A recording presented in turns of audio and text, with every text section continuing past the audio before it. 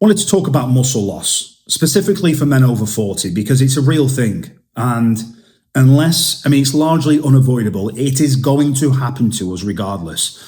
Of course, if you're on hormonal support and things like that, it slows the process down, but it's something that we can't help. It's just nature of the beast. But there are ways to reverse it a little bit and to try and salvage as much tissue as possible. It's just called sarcopenia. That's the fancy word for it. It's the type of word that would kind of scare you. If your doctor was about to use it, you'd think I'm going to get some bad news, but it just means muscle loss. The reality is from the age of about 35, we are losing between 3 to 5% of our muscle mass every decade. And yes, that doesn't seem a lot as I'm saying it to you right now, but I don't know about you, 10 years ago seems the blink of an eye ago. It is nothing. I remember when I was 33 10 years ago, I feel like so much has happened in the last 10 years. So that said, it is scary how fast you can lose tissue. And again, more so is that a lot of men have sarcopenia without even knowing it's happening to them. So I kind of wanted to just talk to you about why it happens, but also obviously how to counteract it, because it is fixable. Well, one of the first reasons why is because your testosterone declines, right? After the age of 35, we're losing between 1 to 2% of our testosterone every single year. Yes, it's slower for some men, and yes, it increases and speeds up faster for other men like me, unfortunately. And it's not just your total testosterone you want to be looking at. So if you've had your blood panels done, total testosterone is garbage. It's pretty meaningless. You want to be looking at free testosterone, the actual amount that is free, that is roaming around in your body. But also there's something called SHBG, which is sex hormone binding globulin, and that rises with age. But when that rises with age, it actually sort of holds on to some of the testosterone, the free testosterone, and sort of takes it away, takes it offline, which is where we come into issues. And if we have low testosterone, and of course not as much testosterone as we otherwise did in our 20s, then guess what? We can't build muscle very well, and we can't maintain it very well. It's very, very simple. The second thing is growth hormone, another thing that naturally declines, again, unless you take exogenous growth hormone, which a lot of people do. You produce your growth hormone during sleep. Now, I'm not a scientist, but I know you have pulses. I think it's REM or deep sleep. I think it's deep sleep, where you get the pulses of growth hormone.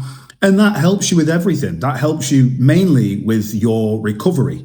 And that's one of the things that I noticed personally that absolutely tanked as I was getting sort of around 35-ish. My recovery just started tanking. And lo and behold, when I got my testosterone levels checked, it kind of made sense. But yes, growth hormone is absolutely something that's diminishing fast as well.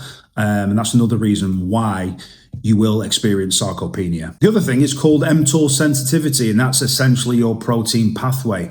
And the easy way to explain this, again, I'm not a scientist, is it is basically the mechanism that takes the protein you ingest and eat and converts that and turns that into muscle. But unfortunately, when you're over 40, that becomes less sensitive. So it's not as active and not as potent. And of course, if the mTOR sensitivity isn't working, then you are going to find it hard, again, to hold on to tissue, but to also build new tissue. And this is why you need more protein than you think. I can't believe the amount of men who are just eating like birds, eating like 50 grams of protein a day. And it's from like incidental sources, not direct animal proteins. It's like in processed terrible foods like chicken nuggets and stuff. What are you eating? It's crazy. I don't know what it is in the US government recommendation. In the UK, I think it's something like 56 grams, I might be wrong, 56 grams of protein for a man they're recommending per day. That is absolutely laughable and shambolic. It's absolutely embarrassing that a government are recommending a man eats 56 grams of protein a day as a minimum requirement. The other thing, of course, is cortisol. I mentioned this quite a lot on this channel. As we get older, we naturally, most of us have more responsibility, right? We have more stress, financial stress. We've got family, we've got kids, we've got businesses, we've got jobs, relationships, commitments outside. The list goes on. And it becomes too much. And unfortunately, Something has to give because you cannot give 100% in every single area. Where you're focusing and prioritizing in one area, something's being neglected. You have to prioritize something, and naturally your cortisol will spike.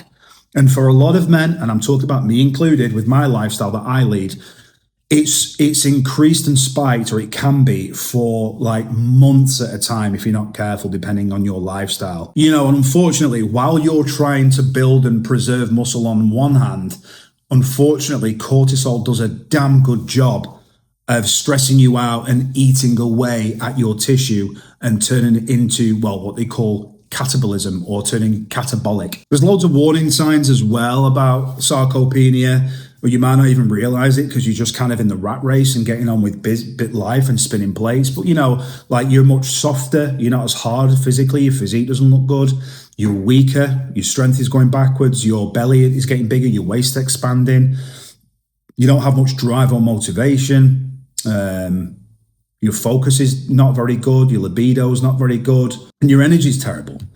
No matter how much sleep you're getting or how much caffeine you're drinking, it just doesn't seem to be the magic bullet that fixes it. All right, so how do you fix it? Well, there's a couple of things you can do. Number one is you want to do progressive overload training, and I'm not talking about cardio or just like moving the body or resistance bands in your living room, although there's nothing, I guess, strictly wrong with that. You want to move iron, and you want to get strong, you want to lift heavy weights, and you want to keep lifting heavy weights with the aim to get stronger. Now, yes, that can be difficult if you have lost a shit ton of muscle, or you're on low calories, or whatever you're doing, starving yourself.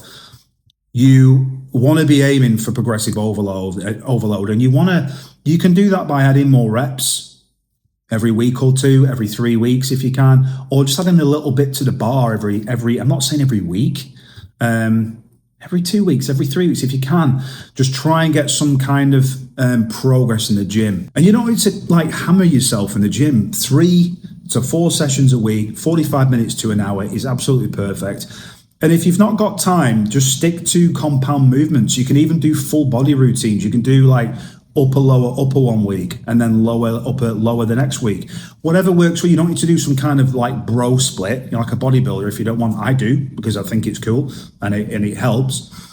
But stick to compound lifts, squats, benches, deadlifts, rows, overhead presses. Just keep it simple, tried and tested, because they work. Number 2 is you've got to eat enough protein. Again, a lot of men aren't doing it. You need to get rid of whatever the US government recommends, probably around about 70 grams a day, I'm assuming. You need to eat way more protein, and I always recommend anything from 0.8 to 1 grams of protein per pound of body weight. So if you're a 180 pound man, for example, you can get away with eating 145 grams a day to 180 grams a day. Very, very doable and achievable. You're not going to have to eat like 17 chicken breasts a day and all these steaks and stuff. Don't worry about it. You can use protein powders if you want, although they're not as good as real food, whole food, of course. But yeah, you don't want to be eating like a pigeon and starving yourself. You've got to get your protein up. That's the only way this is going to work. And you want to eat it primarily from animal sources. So meat, fish, eggs, that sort of stuff. You want complete amino acid profiles and things with high leucine content, because leucine is the thing that triggers mTOR sensitivity, which tells your body to build muscle. And number 3 is you've got to get your blood work done. I recommend you go and get a full blood panel like pretty urgently. If you've had one done, a normal panel, and your doctor's saying, well, yes, your total testosterone is perfect, but you feel trash, and you're trying to change your lifestyle and you're stuck with it and it's not changing, you're still like feeling exhausted all the time, you need to be asking him, well, what's my free testosterone? I'm not really bothered about my total testosterone, because your total testosterone could be in the 7, 8, 900s, even more, which is probably unlikely if you're in your 40s. But your free testosterone could be absolutely tanked, and that's the one you want to look for. You also want to check your SHBG, sex hormone binding globulin, LH, FSH, and I would definitely, in the minimum, say your thyroid panel, or just like your T3. That's pretty essential. And last but not least, you've got to protect sleep like your life depends on it. And I know I am, listen, I'm guilty. I'm not a very good sleeper. I'm trying to get better. I am working hard at it. My sleep hygiene could be better. I'm just not a fantastic sleeper. I'm just not. I think I've got something going on with my brain that's not right or something. But if you're running on empty, you're running on like sort of 5.5, 6 hours a night. I can tell you from experience. Again, I'm not preaching to you because I'm guilty of often having just 6 hours a night. I will say this though: the difference between me getting 6 hours and being in bed, even if I'm resting for like 8 or 9 hours, is universes apart. I always feel better on the latter. Forget 8, 9 hours, I feel brand new. And we know sleep is the building block for everything. That helps you grow tissue, helps you maintain your muscle, reduces cortisol, helps with your testosterone levels. The benefits are just endless. Other good tip as well is I have to sleep in a dark room, and I don't know about you, but if you make it as dark as possible, get blackout blinds or curtains, and get your temperature cool as well. If you've got an AC unit, it's getting quite warm out there now. You might want to get it sort of 63, something like that. And that wraps it up, guys. Look, I'm nearly 43. A few years ago, I experienced this exact thing. And so I'm not preaching to you and reading from a textbook, like cookie cutter bullshit advice. This is lived experience. And, I realized by getting my bloods done, I realized hormonally and physiologically, I just wasn't where I needed to be.